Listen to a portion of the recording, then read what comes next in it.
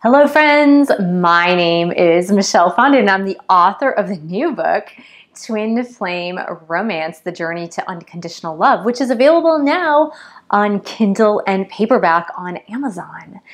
And also, if you book a reading with me, a 60 or 90-minute reading with me this month, between September 17th and October 17th, you'll receive a free signed copy of my paperback book sent to you. So welcome to Daily Inspirations for Twin Flames. This is number 3. And of course, the lighting is a little bit weird today. I totally recognize that. I tried to bring a light. I'm actually at a hotel in Santa Barbara.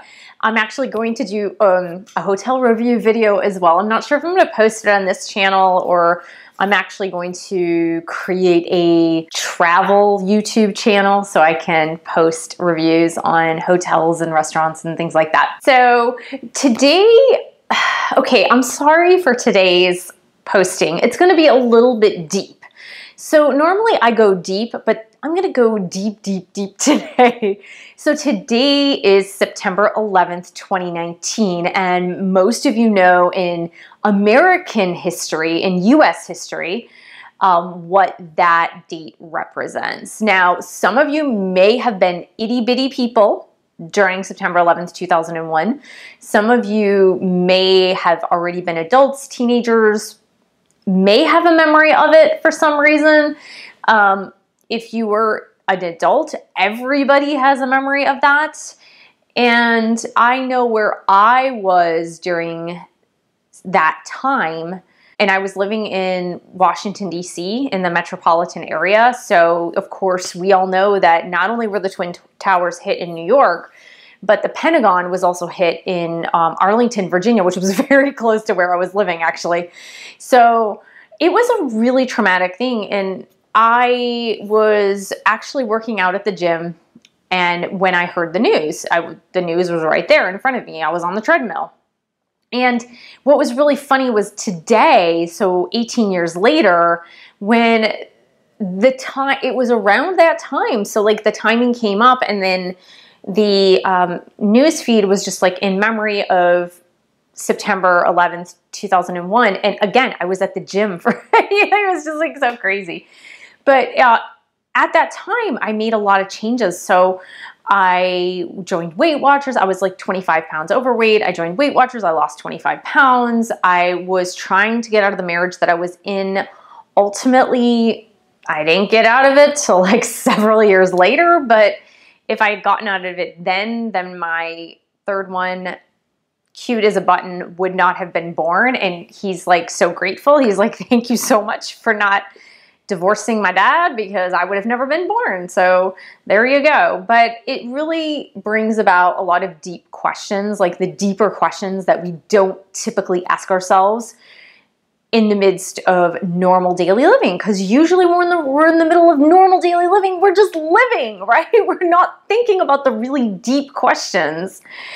So that brought me to something that I heard in a podcast, and it has nothing to do with 9/11, but about a week and a half ago, I was doing laundry and I heard this podcast where it was about twin flames, and it ended up like, the channeling ended up saying something to the effect of like, what if you had 12 hours to live? What would you say? Like, what would you say to the people that you love?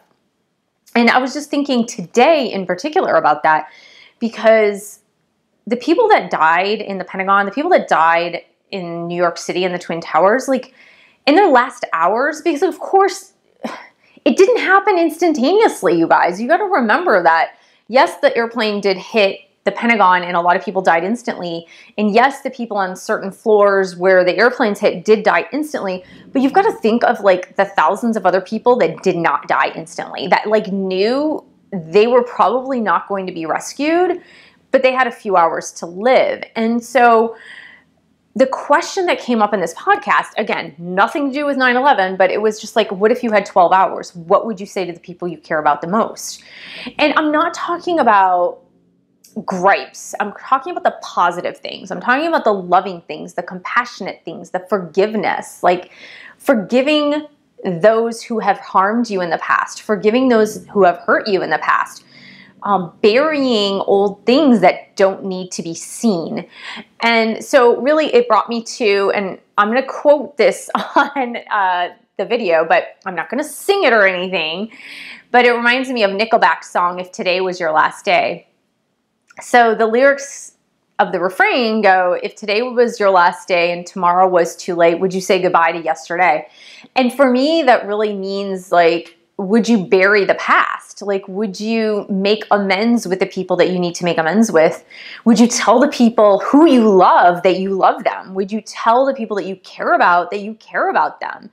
And oftentimes, like, we go around just with our heads buried in the sand almost. It's like we don't want to say the nice things to people because we're really afraid of vulnerability, and we're afraid of that love is more dangerous than hate, if you will, or like love is more dangerous than holding a grudge, or that love is more dangerous than not forgiving someone.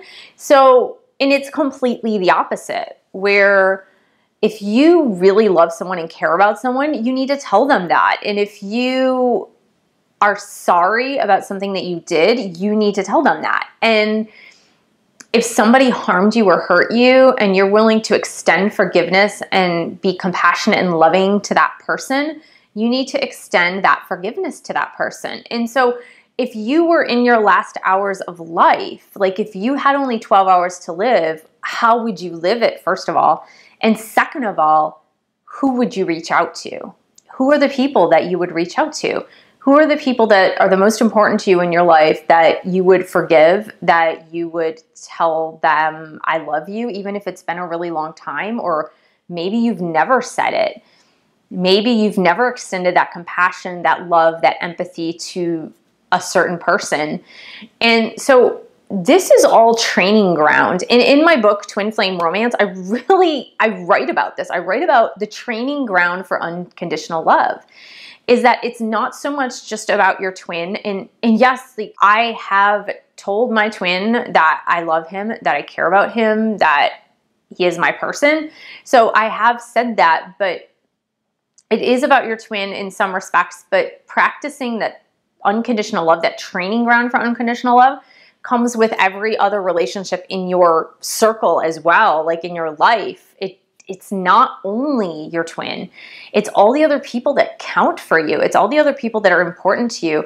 It's the people that are in your inner circle. And I know all too well that things happen in life. I understand that. Like, families are difficult. Relationships are difficult.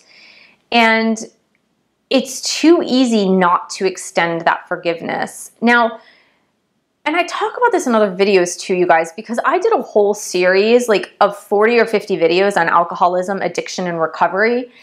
And believe me, I know what it's like to be in relationships that are unhealthy. And I understand that in certain relationships, the person receiving the forgiveness is not always going to receive it. So sometimes it's to your benefit to not necessarily reach out to those people in your life who have harmed you in the past or who have continually been toxic.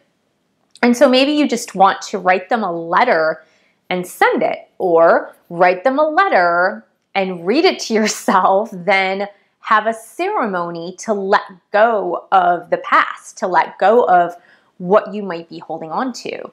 And so it's just going through this, like doing your homework, that's what I call it, doing your homework, like going through, like, if truly I had 12 hours to live or less, how would I do things differently? Who would I reach out to? Who would I say goodbye to? Who would I tell nice things to? Who would I reach out to and say that I love you? Like, who would be those people? And if you are holding back because you're afraid of loving too much, if you're holding back because you're afraid of vulnerability, like, what else is there in this life? Honestly, what else is there in this life other than extending compassion, forgiveness, unconditional love, and empathy? What else is there in this life? There is nothing else. Like, honestly, there's nothing else, because in the end, who are you serving? Are you serving yourself and your ego, or are you serving God? That is the ultimate question that you need to ask, is like, who am I serving? And we're all here to learn to serve God and others versus serving our own ego. So get out of your own way, think about the people that really matter to you the most, and spend some time just thinking about what you would say to them. Spend some time reaching out to them. Spend some time in solitude just figuring this out. And it's super important. And what better day to do this than September 11th? And I know for some of you that live abroad that day may not have had the impact that it had on those of us who live in the United States and lived in the United States during that time. But it's a good exercise, honestly. It's a good exercise to live in the present moment and kind of experience your own mortality a little bit. Just experience your own mortality so that you can start doing the right thing when it comes to loving people. And so that's my message for today. I know, a little bit dark, but light at the end of the tunnel, always. Always, always, always. So thank you so much for joining me. Thank you for subscribing to my channel below and hit the bell for notifications. Share this video with other twin flames, and thank you for buying a book and pledging your support on Patreon, www.patreon.com/Michelle S. Fondin, and I will see you in the next video.